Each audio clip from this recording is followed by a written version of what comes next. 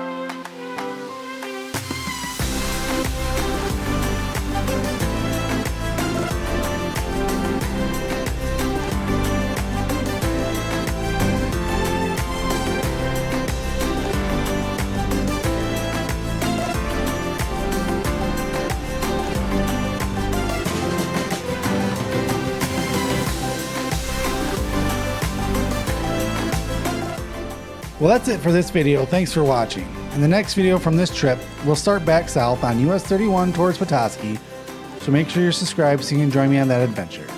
But for now, thanks again for watching, and until our paths meet again, stay adventurous.